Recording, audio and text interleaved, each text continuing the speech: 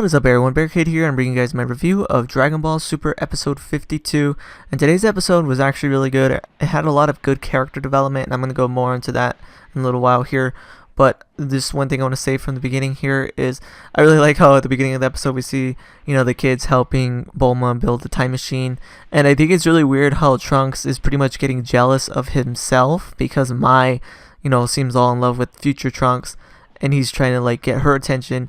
But all of that is just so weird. It's just kind of weird. It's like, she's like, dude, you're jealous of yourself. Like, you're going to grow up to be him, and she's going to like you anyways. Like, I don't know. I just wanted to say that right off the bat. I just thought that was really funny.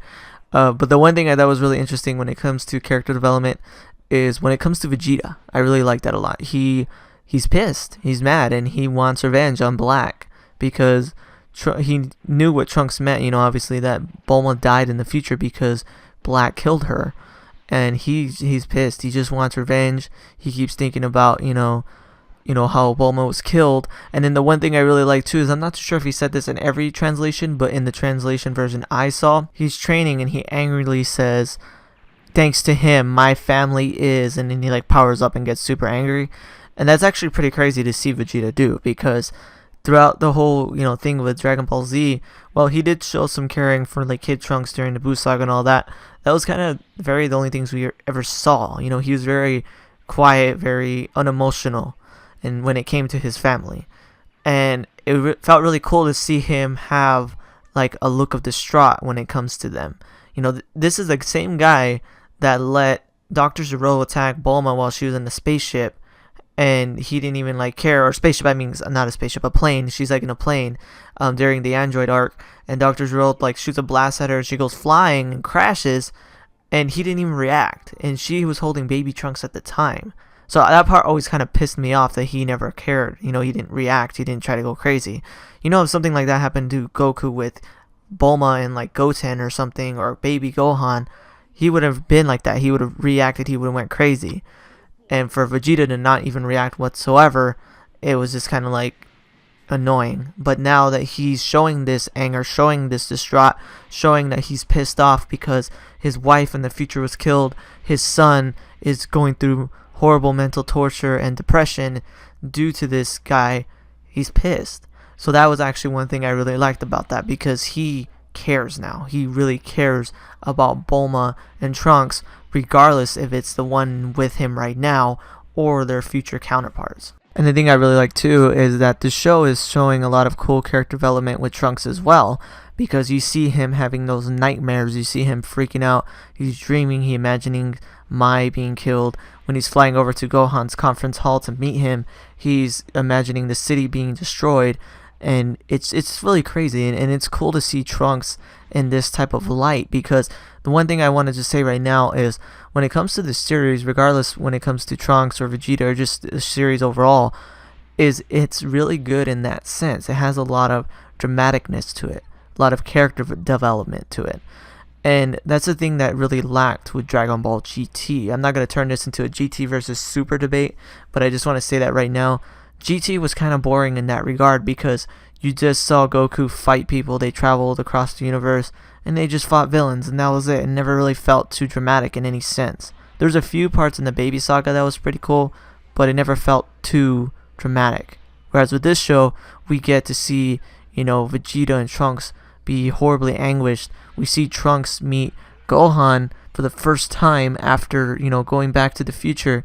And while he feels really awkward and uneasy because he's around Gohan and his new family, and he feels weird with Pan and all of that, we still see that he's happy and he cares about that. And he's happy that Gohan got to finally just be happy.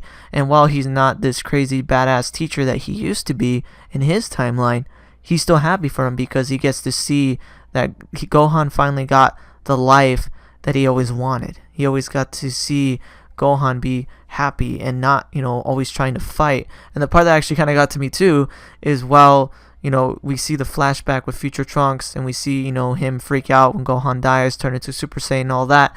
And then we see Gohan holding Pan, and Trunks even goes on to say, "I never knew Gohan can show that type of expression."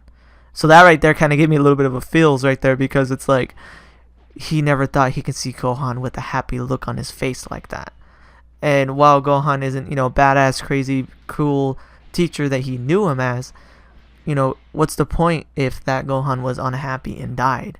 Whereas this Gohan is happy, he has a family, he has a child, he has a wife, and he's just overall a happy person.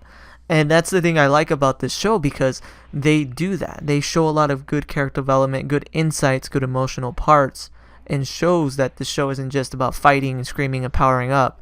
And it's just really good. It really is. I think they're really hitting it greatly with this show, because we're getting a lot of crazy development, a lot of cool things to the show that Dragon Ball itself never really had. So, and that's just one thing that I'm really happy with this series so far, and what I really liked about this episode. So this episode was really good.